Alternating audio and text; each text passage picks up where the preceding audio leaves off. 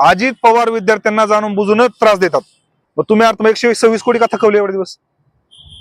तुमच्या बारामतीच्या सहयोगच्या बाहेर थाळीनाद आंदोलन करू. महायुतीचं 126 कोटीचं विद्यावेतन आहे. विद्यावेतन अडकलेलं आहे. या विद्यार्थ्यांच्या संशोधनात खूप मोठ्या अडचणी येत आहेत. वैभव सोलनकर आपल्या सोबत आहेत. भारतीय युवा मोर्चाचे पुणे जिल्ह्याचे अध्यक्ष आहेत.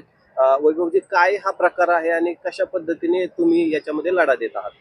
नाही, महाज्योती म्हणून शासन एक संस्था चालवत आहे. तिथं वंचित आणि मागास विद्यार्थ्यांसाठी पीएचडी धारकांना शिष्यवृत्ती मिळते. ती शिष्यवृत्ती सरकारने 126 कोटी रुपये सरकारकडे आहेत आणि म्हणून माननीय अजितदादा पवार साहेबांनी ती शिष्यवृत्ती आतापर्यंत खरं तर विद्यार्थ्यांना द्यायला पाहिजे होती. वारंवार विद्यार्थ्यांनी आंदोलनं केली, वारंवार उपोषणं झाली, तरी सुद्धा त्यांना काही फरक पडलेला नाही. त्याच्यामुळे काल आम्ही असं जाहीर केलं आहे की जर माननीय अजितदादा पवार साहेबांनी हे 126 कोटी जर महाज्योतीला दिले नाहीत, ते अर्थमंत्री आहेत, त्यामुळे त्यांना प्रश्न आम्ही करणार, जर तुम्ही 126 कोटी रुपये दिले नाहीत तर आम्ही तुमच्या बारामतीच्या सहयोगच्या बाहेर थाळीनाद आंदोलन करू. आणि थाळीनाद आंदोलन यासाठी आम्ही करू की जे थाळे आम्ही वाजवू त्याचा जो नाद असेल त्या नादामधून अजित पवारांना विद्यार्थ्यांचे प्रश्न, विद्यार्थ्यांना होणारा हा त्रास, विद्यार्थ्यांचे हाल हे सगळं अजितांच्या कानावरती गेलं पाहिजे. म्हणून आम्ही तो मोर्चा आयोजित करणार आहे. निश्चितपणे. पण सरकारमध्ये तुम्ही पण आहेत. आता भाजप, राष्ट्रवादी काँग्रेस, अजितदादा गट, शिंदेची सेना, तिघांचं सरकार आहे. त्यात 2 उपमुख्यमंत्री आहेत, 1 मुख्यमंत्री आहेत. मुख्यमंत्री खुद्द तुमचे स्वतःचे आहेत. का तुम्हाला आंदोलन करायला लागतंय? मुख्यमंत्री माननीय देवेंद्रजी फडणवीस साहेब अत्यंत संवेदनशील आहेत. ते तात्काळ निर्णय घेतात. पण अर्थमंत्री अजितदादा असल्यामुळे प्रॉब्लेम आहे. अर्थमंत्री जर माननीय देवेंद्र फडणवीस साहेब असते तात्काळ पैसे मिळाले असते. पण माननीय अजितदादा पवार साहेबांनी बारामतीला त्या नदीमध्ये 600 कोटी रुपये खर्च केले, ज्याचं काय आवश्यकता नसताना मग तुम्ही 126 कोटी महाज्योतीला देत नाही? एवढं कसलं तुम्हाला काय तुमच्यावरती असं आलंय की तुम्ही महाज्योतीला पैसे देत नाही?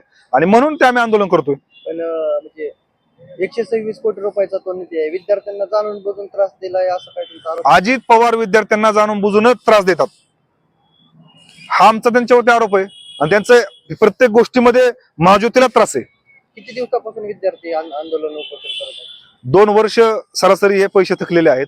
साधारण पाठीमागचे 6 महिने झाले विद्यार्थ्यांकडून प्रचंड आंदोलने उपोषण होत आहेत आणि म्हणून एक मोठं आंदोलन थाळीनाद आंदोलन सहयोगच्या बाहेर होईल.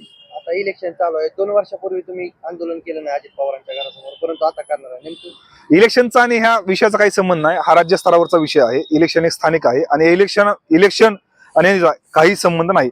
फक्त आंदोलन ह्यासाठी आहे की तुम्ही या इलेक्शन मध्ये काय सांगता की मी अर्थमंत्री, मीच पैसे देतो, मला तुम्ही मत द्या. मागता ना तुम्ही मत, आमच्याच पैशावर तुम्ही मत मागता, भाजपच्या सरकारच्या पैशावर तुम्ही मत मागता. मग तुम्ही 126 कोटी का थकवले एवढे दिवस? त्यांनी जर तुम्ही आंदोलन करून जर याच्यावरती काही भूमिका घेतली नाही, नेमकी तुमची पुढची भूमिका काय असणार आहे आंदोलनानंतरची? नाही, आम्ही मुख्यमंत्र्यांसमोर जाऊन बसू जर अजित पवार पैसे देणार असेल तर. आणि अजित पवारना काय स्वतःच्या घरचे पैसे थोडी द्यायचे, तेव्हा विद्यार्थ्यांच्या हक्काचे पैसे द्यायचे, त्यामुळे त्यांना द्यावेच लागतील.